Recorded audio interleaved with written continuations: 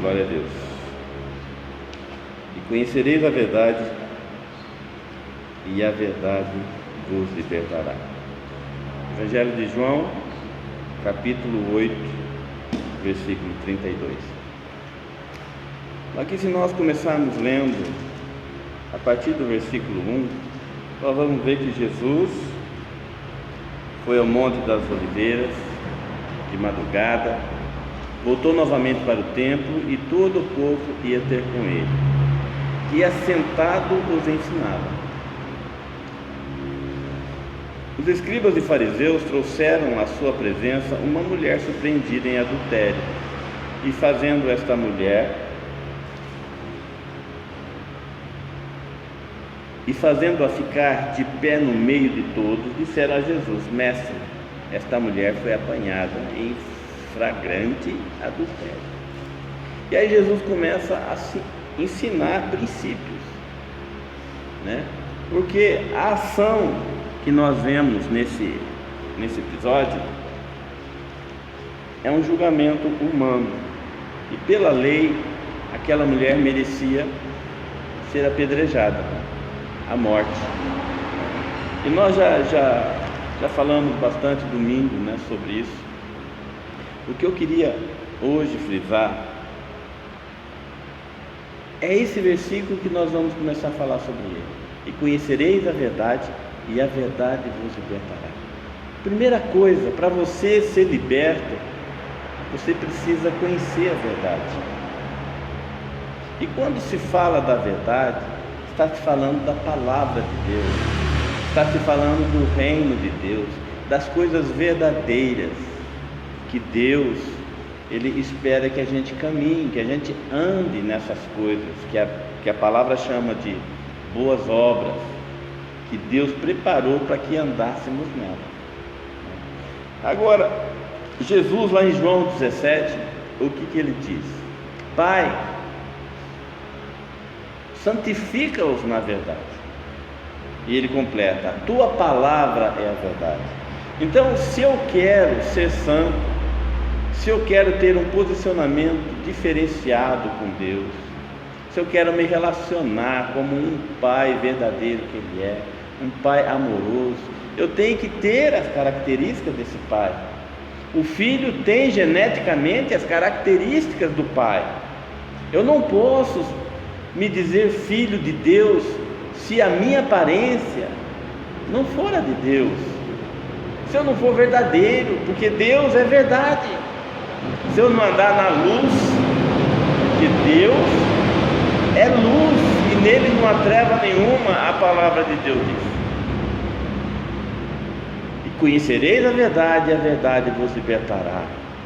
O princípio da libertação está em você conhecer a verdade que a Bíblia expõe sobre tudo aquilo que agrada o coração do Pai. E como que você conhece a verdade? Como que você vai ser instruído na verdade se você não tiver comunhão com a palavra de Deus? Como que você vai conhecer o reino de Deus? Como que a palavra vai poder santificar você se você não tem um contato com a igreja, com outros filhos de Deus? É na comunhão que nós expressamos a nossa verdadeira fé. Quando você se predispõe a se reunir com seus irmãos para adorar a Deus, para louvar o Senhor, sabe, você está demonstrando a tua fé, porque aquilo que nós valorizamos, nós queremos expressar isso, nós assumimos as dificuldades para estarmos juntos. E eu posso dizer isso, por exemplo, num churrasco que amigos marcam, todos dão de si para participar, não é? E qualquer coisa que se faça em grupo, se é importante, todos se mexem em um alvo, em prol de um alvo. E isso, amados, é muito importante. Como que eu posso ser liberto? Como que eu posso ser santificado se a palavra de Deus não estiver constantemente mudando a minha mente, como está lá em Romanos 12, 1 e 2. Se o meu corpo realmente não for um sacrifício vivo para Deus, se o meu espírito não estiver alimentado, Jesus disse: olha, o espírito está pronto, mas a carne é fraca. Nós precisamos entender que a vontade de Deus é que a gente se relacione de uma maneira íntima com Ele. Salmos diz: olha, a intimidade do Senhor é para aqueles que o buscam.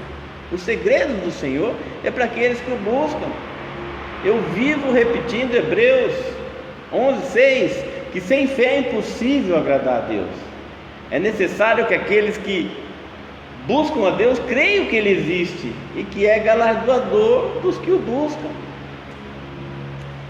Há uma necessidade de entendermos isso, de conhecermos a verdade, para que a verdade possa nos libertar, para que a gente deixe a religiosidade e passe a caminhar, a andar no reino de Deus.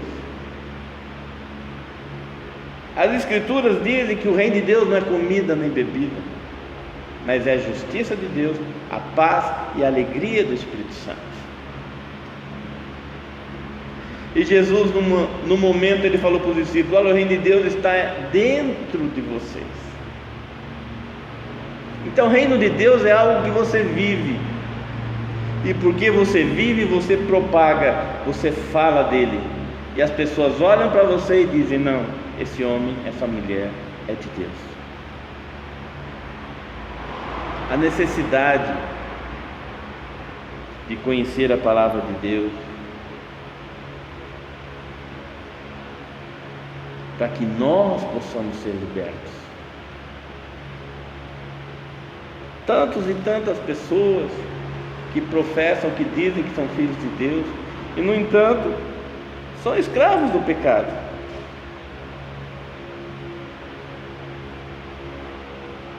Jesus diz que aquele que se submete ao pecado é escravo do pecado. Apóstolo Paulo. Então, queridos, sempre nós caímos na mesma coisa. É uma escolha minha, uma escolha sua. O que eu quero fazer com o meu livre-arbítrio? O que eu quero fazer com a minha vontade? Eu quero servir a minha carne e as minhas paixões, ou eu quero servir ao Deus vivo e viver a eternidade com Ele?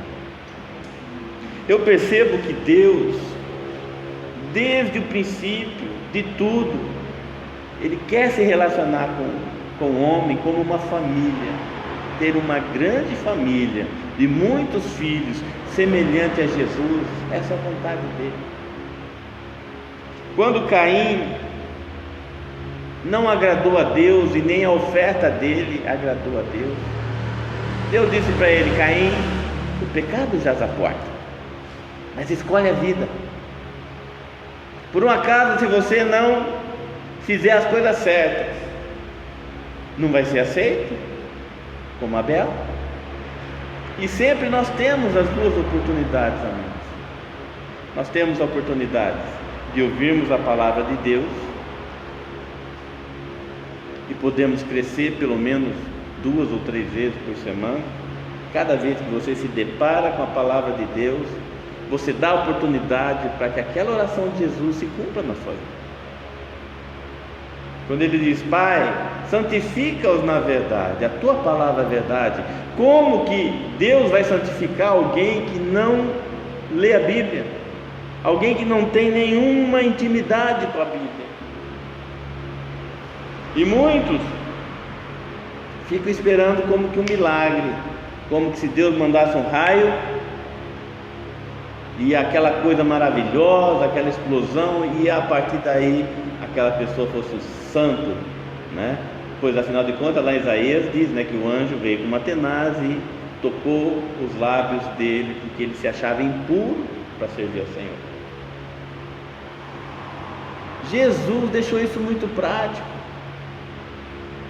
Depende só da minha e da sua vontade. Depende só de eu querer realmente conhecer a palavra de Deus, para que eu experimente essa libertação.